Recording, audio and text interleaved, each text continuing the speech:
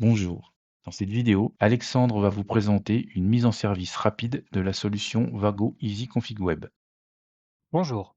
Pour accéder à la solution après l'avoir installée, il faut lancer un navigateur Internet et saisir l'adresse IP de l'automate dans la barre de recherche URL suivie de /easyconfigweb.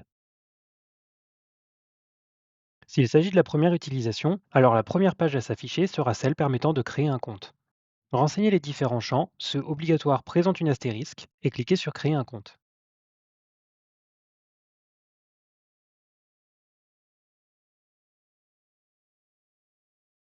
Une pop-up apparaît et confirme la création du compte. Il ne reste plus qu'à se connecter avec les identifiants créés.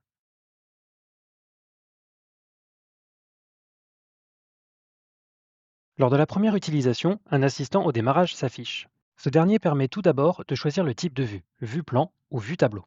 Attention, ce choix est définitif. Si vous souhaitez modifier le type d'affichage, il faudra réinitialiser la solution. La vue plan permet d'utiliser et de configurer la solution à l'aide d'un fond de plan en y plaçant des éléments représentant les différents équipements. La vue tableau permet d'utiliser et de configurer la solution à l'aide de tableaux.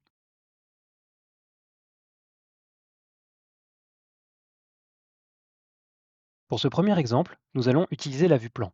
La vue tableau sera présentée plus tard. Pour plus de convivialité, il faut renseigner un nom pour le site. Cela n'affecte en rien le fonctionnement de la solution, mais cela permet d'identifier plus simplement l'automate. Dans notre exemple, nous allons l'appeler bâtiment A. Il est ensuite possible de choisir quelles sont les fonctionnalités dont le site aura besoin. Pour cette vidéo, nous allons tout activer et passer à l'étape suivante. Il faut maintenant ajouter un premier fond de plan en renseignant un nom, par exemple rez-de-chaussée, puis sélectionner l'image correspondante.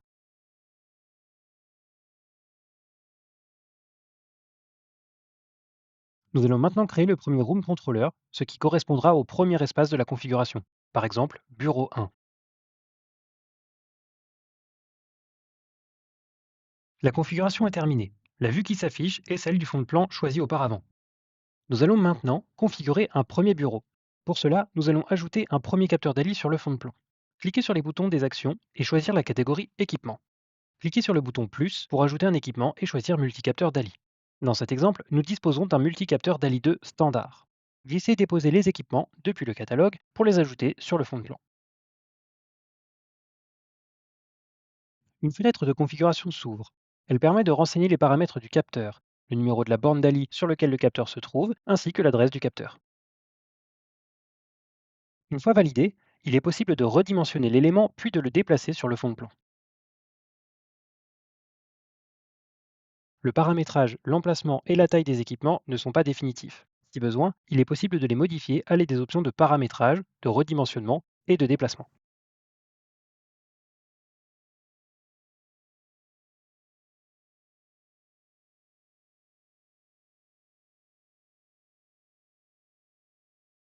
Ajoutons maintenant un premier ballast de la même manière que pour ajouter un capteur, en cliquant sur le bouton plus pour ajouter un équipement et en choisissant ballast DALI. La fenêtre de paramétrage d'un ballast est sensiblement identique à celle d'un capteur à la différence près que pour le paramétrage du ballast, il est nécessaire de renseigner sous quel jour il se trouve. Le jour 1 correspond à un ballast avec une position proche des fenêtres. Le jour 2 correspond à un ballast proche du couloir, autrement dit éloigné des fenêtres.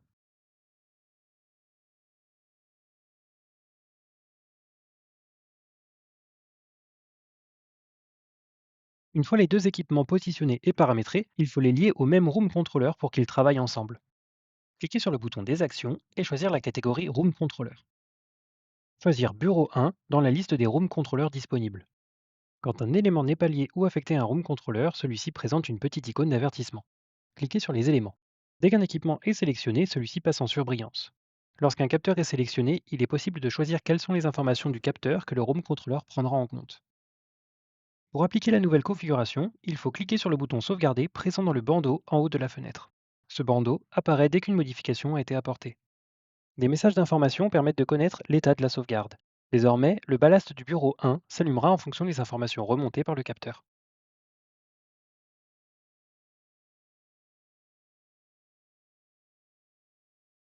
Pour ce deuxième exemple, nous allons réinitialiser la solution pour avoir de nouveau accès à l'assistant de démarrage et pour pouvoir choisir la vue tableau. Pour cela, cliquez sur le menu Général et choisir Paramètres. Cliquez ensuite sur le bouton Tout réinitialiser. L'automate redémarre ensuite automatiquement. Attention, il faut penser à recharger la page internet.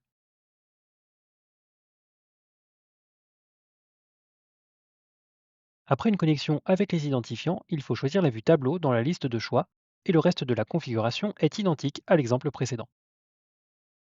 Le site porte le nom Bâtiment A, toutes les fonctionnalités sont activées et le premier room controller porte le même nom, Bureau 1.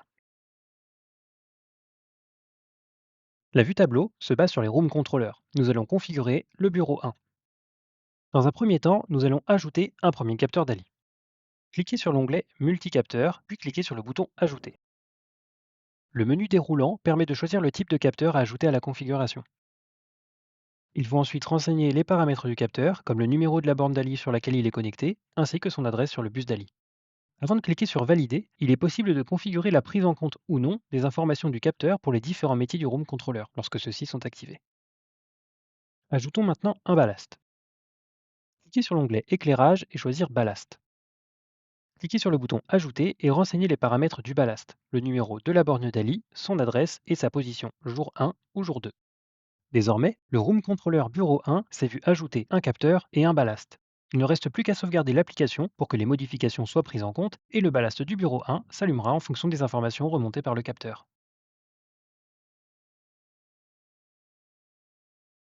Pour plus d'informations, vous pouvez consulter les documentations techniques de la solution. Ces dernières sont disponibles directement depuis la page web, que ce soit en vue plan ou en vue tableau, en cliquant sur le menu Général, puis sur Documentation. Si vous avez des questions, n'hésitez pas à contacter votre support Vago local.